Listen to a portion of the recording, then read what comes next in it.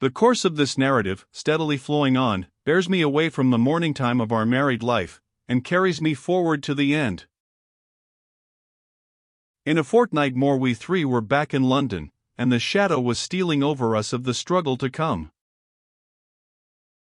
Marian and I were careful to keep Laura in ignorance of the cause that had hurried us back, the necessity of making sure of the Count. It was now the beginning of May, and his term of occupation at the house in Forest Road expired in June. If he renewed it, and I had reasons, shortly to be mentioned, for anticipating that he would, I might be certain of his not escaping me. But if by any chance he disappointed my expectations and left the country, then I had no time to lose in arming myself to meet him as I best might. In the first fullness of my new happiness, there had been moments when my resolution faltered, moments when I was tempted to be safely content, now that the dearest aspiration of my life was fulfilled in the possession of Laura's love. For the first time I thought faint-heartedly of the greatness of the risk, of the adverse chances arrayed against me, of the fair promise of our new life, and of the peril in which I might place the happiness which we had so hardly earned. Yes. Let me own it honestly. For a brief time I wandered, in the sweet guiding of love, far from the purpose to which I had been true under sterner discipline and in darker days. Innocently Laura had tempted me aside from the hard path, innocently she was destined to lead me back again. At times, dreams of the terrible past still disconnectedly recalled to her, in the mystery of sleep, the events of which her waking memory had lost all trace. One night, barely 2 weeks after our marriage, when I was watching her at rest, I saw the tears come slowly through her closed eyelids. I heard the faint murmuring words escape her which told me that her spirit was back again on the fatal journey from Blackwater Park. That unconscious appeal, so touching and so awful in the sacredness of her sleep, ran through me like fire. The next day was the day we came back to London, the day when my resolution returned to me with tenfold strength. The first necessity was to know something of the man. Thus far, the true story of his life was an impenetrable mystery to me. I began with such scanty sources of information as were at my own disposal. The important narrative written by Mr. Frederick Fairley, which Marian had obtained by following the directions I had given to her in the winter, proved to be of no service to the special object with which I now looked at it. While reading it I reconsidered the disclosure revealed to me by Mrs. Clements of the series of deceptions which had brought in Catherine to London, and which had there devoted her to the interests of the conspiracy. Here, again, the Count had not openly committed himself. Here, again, he was, to all practical purpose, out of my reach. I next returned to Marian's journal at Blackwater Park. At my request she read to me again a passage which referred to her past curiosity about the Count, and to the few particulars which she had discovered relating to him. The passage to which I allude occurs in that part of her journal which delineates his character and his personal appearance. She describes him as not having crossed the frontiers of his native country for years past, as anxious to know if any Italian gentlemen were settled in the nearest town to Blackwater Park, as receiving letters with all sorts of odd stamps on them, and one with a large official-looking seal on it. She is inclined to consider that his long absence from his native country may be accounted for by assuming that he is a political exile. But she is, on the other hand, unable to reconcile this idea with the reception of the letter from abroad bearing the large official-looking seal, letters from the continent addressed to political exiles being usually the last to court attention from foreign post offices in that way. The considerations thus presented to me in the diary, joined to certain surmises of my own that grew out of them, suggested a conclusion which I wondered I had not arrived at before. I now said to myself, what Laura had once said to Marian at Blackwater Park, what Madame Fosco had overheard by listening at the door, the Count is a spy. Laura had applied the word to him at hazard, in natural anger at his proceedings towards herself. I applied it to him with the deliberate conviction that his vocation in life was the vocation of a spy. On this assumption, the reason for his extraordinary stay in England so long after the objects of the conspiracy had been gained, became, to my mind, quite intelligible. The year of which I am now writing was the year of the famous Crystal Palace exhibition in Hyde Park. Foreigners in unusually large numbers had arrived already, and were still arriving in England. Men were among us by hundreds whom the ceaseless distrustfulness of their governments had followed privately, by means of appointed agents, to our shores. My surmises did not for a moment class a man of the Count's abilities and social position with the ordinary rank and file of foreign spies. I suspected him of holding a position of authority, of being entrusted by the government which he secretly served with the organization and management of agents specially employed in this country, both men and women, and I believed Mrs. Rubbell, who had been so opportunely found to act as nurse at Blackwater Park, to be, in all probability, one of the number. Assuming that this idea of mine had a foundation in truth, the position of the Count might prove to be more assailable than I had hitherto ventured to hope. To whom could I apply to know something more of the man's history and of the man himself than I knew now? In this emergency it naturally occurred to my mind that a countryman of his own, on whom I could rely, might be the fittest person to help me. The first man whom I thought of under these circumstances was also the only Italian with whom I was intimately acquainted, my quaint little friend, Professor Pesca. The professor has been so long absent from these pages that he has run some risk of being forgotten altogether. It is the necessary law of such a story as mine that the persons concerned in it only appear when the course of events takes them up. They come and go, not by favor of my personal partiality, but by right of their direct connection with the circumstances to be detailed. For this reason, not Pesca alone, but my mother and sister as well, have been left far in the background of the narrative.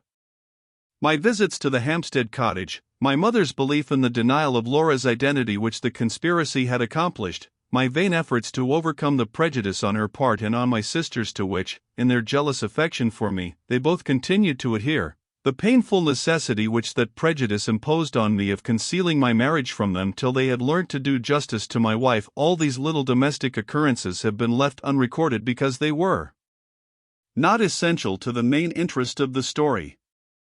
It is nothing that they added to my anxieties and embittered my disappointments. The steady march of events has inexorably passed them by. For the same reason I have said nothing here of the consolation that I found in Pesca's brotherly affection for me, when I sought him again after the sudden cessation of my residence at Limmeridge House. I have not recorded the fidelity with which my warm-hearted little friend followed me to the place of embarkation when I sailed for Central America, or the noisy transport of joy with which he received me when we next met in London. If I had felt justified in accepting the offers of service which he made to me on my return, he would have appeared again long ere this. But, though I knew that his honor and his courage were to be implicitly relied on, I was not so sure that his discretion was to be trusted, and, for that reason only, I followed the course of all my inquiries alone. It will now be sufficiently understood that Pesca was not separated from all connection with me and my interests, although he has hitherto been separated from all connection with the progress of this narrative. He was as true and as ready a friend of mine still as ever he had been in his life. Before I summoned Pesca to my assistance, it was necessary to see for myself what sort of man I had to deal with. Up to this time I had never once set eyes on Count Fosco. 3 days after my return with Laura and Marion to London, I set forth alone for Forest Road, St. John's Wood, between 10 and 11 o'clock in the morning. It was a fine day, I had some hours to spare, and I thought it likely, if I waited a little for him, that the Count might be tempted out. I had no great reason to fear the chance of his recognizing me in the daytime, for the only occasion when I had been seen by him was the occasion on which he had followed me home at night. No one appeared at the windows in the front of the house. I walked down a turning which ran past the side of it, and looked over the low garden wall. One of the back windows on the lower floor was thrown up and a net was stretched across the opening. I saw nobody, but I heard, in the room, first a shrill whistling and singing of birds, then the deep ringing voice which Marion's description had made familiar to me. "Come out on my little finger, my pretties," cried the voice. "Come out and hop upstairs. 1, 2, 3, and up. 3, 2, 1, and down. 1, 2, 3, twit twit twit tweet.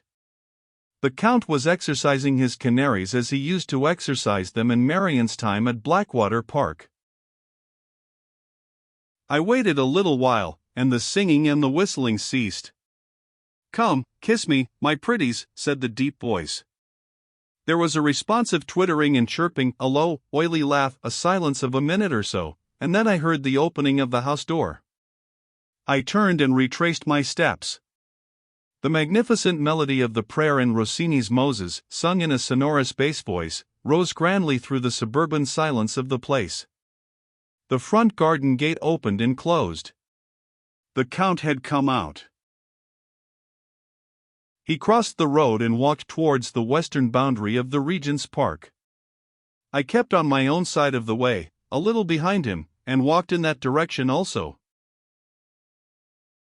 Marion had prepared me for his high stature, his monstrous corpulence, and his ostentatious mourning garments, but not for the horrible freshness and cheerfulness and vitality of the man. He carried his 60 years as if they had been fewer than 40. He sauntered along, wearing his hat a little on one side, with a light jaunty step, swinging his big stick, humming to himself, looking up from time to time at the houses and gardens on either side of him with superb, smiling patronage. If a stranger had been told that the whole neighborhood belonged to him, that stranger would not have been surprised to hear it. He never looked back. He paid no apparent attention to me, no apparent attention to anyone who passed him on his own side of the road, except now and then, when he smiled and smirked, with an easy paternal good humor, at the nursery maids and the children whom he met.